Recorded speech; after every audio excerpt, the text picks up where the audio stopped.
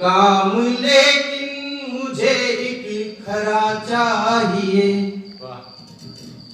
बहुत साजिशें हैं इस देश में। हम केवल रंग देखकर अपनी पार्टियां तय कर लेते हैं। बात समझिएगा, हमें लड़ाने की, हमें खत्म करने की साजिशें बहुत हैं। चिंतन का कवि हूं, दर्शन का कवि हूं। दर्शन अगर आप तक पहुंचे तो, वैसे अब जो कवि सम्मेलन सुनने के लिए जितने लोग बैठे हैं, मुझे मैं पूरी तरीके से आश्वस्त हूं कि ये वो लोग हैं जो वास्तव में कविता को समझते हैं। मुझको ज्यादा नहीं बस जरा चाहिए, काम लेकिन मुझे एक खरा चाहिए।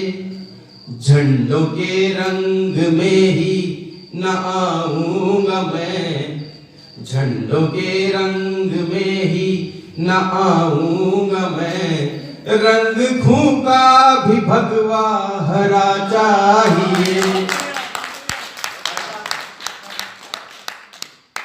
बहुत साजिशें हैं। हमारे कुनबे के बहुत बड़े कवि बाल कवि बैरागी जी ने हमने बहुत दिन पहले, कुछ ही दिन पहले खो दिया। वो कहीं लिखते हैं कि एक दिन मैंने जरा सा सूर्य से कुछ यूं कहा, आपके साम्राज्य में इतना अंधेरा क्यों रहा? क्रुद्ध होकर वो दहाड़ा, मैं अकेला क्या करूं? तुम निकम्मों के लिए मैं भला कब तक मरूं? आकाश की आराधना के चक्करों में मत पड़ो, संग्राम ये घनघोर है, कुछ मैं लड़ूं कुछ तुम लड़ो। तो ये लड़ाई दोनों तरफ है साहब। ये जिम्मेदारियों भरा मंच है। ओम प्रकाश पचरंगिया जो जिम्मेदारी हम पर छोड़ कर गए हैं, अगर हम उसका निर्वहन ना करें तो लानत है हम पर। जिम्मेदारियां दोनों तरफ बराबर हैं। हम आपको शब्द चेतना जागृति दे सकते हैं, लेकिन उसे समेट, उसे सहेजना, उसे संभालना आपकी जिम्मेदारी है। मेरी माँ श्रीमती गंगा देवी सामने बैठी हैं। मेरी माँ ने एक दिन मुझसे सहज पूछ लिया कि तू कवि हो गया है, बड़े बड़े कवि सम्मेलनों में जाता है, बड़े बड़े कवियों के साथ रहता है, तूने कभी मेरे बारे में कुछ लिखा? तो मैंने 4 पंक्तियां लिखी, मैं आपको समर्पित करता हूँ। मैंने कहा, माँ, जीवन माला में श्वासों का रत्न जड़ा नहीं होता, जीवन माला में श्वासों का रत्न जड़ा नहीं होता। तेरा प्रताप ना होता तो पैरों पर खड़ा नहीं होता। और देख लिए काशी काबा मैंने, चारों धाम यहाँ। दावा है कोई भगवान माँ से बड़ा नहीं होता, दावा है कोई भगवान माँ से बड़ा नहीं होता। जी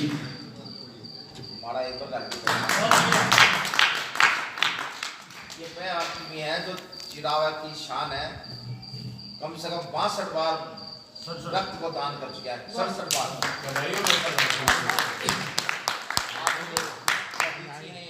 हर किसी के बस की बात नहीं है भाई। मैं तो सुई देखता ही कपड़ लग जाऊं, ठीक है। अपना तो है हिसाब किताब ही बनिया, अपना तो अठे बात ही करा भाई जी, खून कटे पड़े है ना ना, ऐ को बोलो में हुई बनी। खैर, बहुत बड़ी बात है साहब, किसी को रक्तदान जीवन दान है। आपने कितने लोगों को जीवन दिया होगा ये आप भी नहीं जानते। आपका नाम स्वर्णिम अक्षरों में लिखा जाएगा और एक दिन थारे सम्मान में भी कवि सम्मेलन कराना।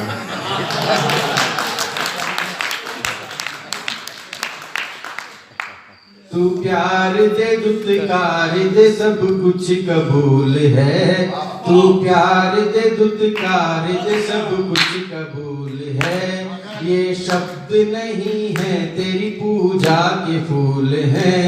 एक गीत मैं लिखूं नहीं औकात ये मेरी, जो कुछ लिखा है माँ तेरे चरणों की धूल है, जो कुछ लिखा है माँ तेरे चरणों की धूल है। भगत सिंह की बात भाई ने की और मैं नहीं सुनाना चाहता था, लेकिन फिर भी क्योंकि शहीदों को श्रद्धांजलि देने का धर्म भी आज के दिन हमारा बनता है। मैं एक यक्ष प्रश्न छोड़कर जाऊंगा, उससे पहले मैं भगत सिंह सुना देता हूँ। भगत सिंह इसलिए लिखी, एक दिन विचार आया मन में। मेरी राजगढ़ रोड पर, पिलानी राजगढ़ रोड पर मेरी दुकान थी, अब मैंने शिफ्ट कर ली है, थोड़ा बाजार में चला गया हूँ, लेकिन जस्ट साकू कॉलेज मेरे बगल में थी। सामने से सुंदर लड़की दिखता ही छोड़ा कि मोटरसाइकिल की स्पीड हो जाए 110 120। मैं मन में कहता हूँ यार शुरू छोरी देख के मोटरसाइकिल भगानी मर्दान की कोनी। अगर एक छोटी सी टिप्पणी करता हूं, समझिएगा, मेरे युवा भाई बैठे हैं, मेरे छोटे भाई, बड़े भाई, दोस्त बैठे हैं। 20 मिनट की मोहब्बत के लिए 120 की स्पीड से मोटरसाइकिल चलाने वाली 20 साल की पीढ़ी अगर मोटरसाइकिल पर बैठने से पहले 20 सेकंड ये सोच ले कि घर पर 20 साल की ममता केवल इसलिए चिंतित है कि बेटा शाम को सब्जी कौन से खाएगा, तो मेरा दावा है रोड पर होने वाले एक्सीडेंट 50% कम हो जाएंगे।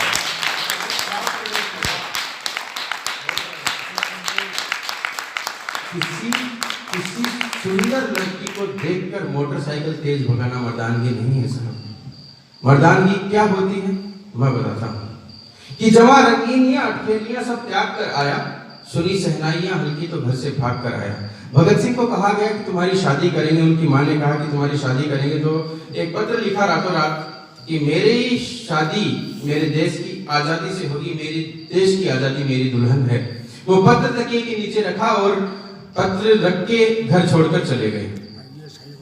कि जवां रंगीनियां अठखेलियां सब त्याग कर आया, सुनी सहनाइयां हल्की तो घर से भाग कर आया। उसे प्यारा नहीं था पायलों का शोर मतवाला, नहीं थी आरज़ू पंखा झिलाए रूप सी बाला, नहीं उसको खनकती चूड़ियों का गीत प्यारा था, किसी भी हूर पर ना वो कभी दिल जान हारा था। ना खोले मोड़ उसने थे कभी चाहत भरे खतके, न सुलझाने कभी बैठा उलझते केश उल्फत के। वो शायर था हवाओं का बड़ा मदमस्त मौला था, वतन महबूब है मेरा लगा पुरजोर बोला था। महज 23 बसंतों में अमिट इतिहास लिख डाला, फिरंगी राज का मानो की सत्यानाश लिख डाला। पहनकर मौत का सहरा कहा दुल्हन है आजादी, शहादत का निमंत्रण है मनाओ धूम से शादी। खड़ी है मौत द्वारे पर मगर मगरूर है कैसा, फिरंगन देखने आई छलकता नूर है कैसा। वो जिसको खौफ ना मरने का वो औकात क्या होती, वो मैं देखने आई मर्द की जात क्या है।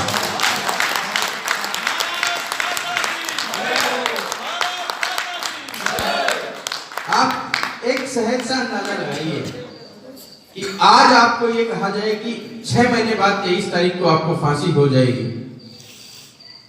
मेरे लिए बहुत हर्ष की और गौरव की बात है कि इसी 23 मार्च को, अगले 23 मार्च को इसी कविता के लिए मुझे अजमेर में बहुत बड़ा मंच मिल रहा है। ये केवल भागीरथी जी के आशीर्वाद की वजह से कि मैं बहुत बड़े मंच पर जाने वाला हूँ। एक सहज सा अंदाजा लगाइए कि आपको ये पता चले कि 6 महीने बाद आपको 23 मार्च को फांसी दे दी जाएगी, आप पर क्या बीतेगी।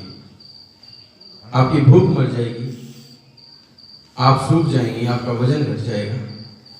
लेकिन माँ भारती की वो 3 लाल भगत सिंह, सुखदेव और राजगुरु जिनका फांसी से 6 दिन पहले वजन नापा गया, तो जिस दिन वो जेल में एंटर हुए थे उस दिन से लेकर किसी का 4 किलो ज्यादा था तो किसी का 8 किलो ज्यादा था। तब वहां के जेलर ने जाकर अपने घर बताया कि यहाँ इस देश में ऐसे बिरले वीर हैं, ऐसे नौजवान हैं जो मौत के सामने खड़े हैं लेकिन उनका वजन बढ़ रहा है। तब उनके घर से उनकी बीवी, उनकी बेटियां, उनकी पड़ोसने भगत सिंह, सुखदेव और राजगुरु को जेल में देखने आई। ये होती है असली मर्दानगी।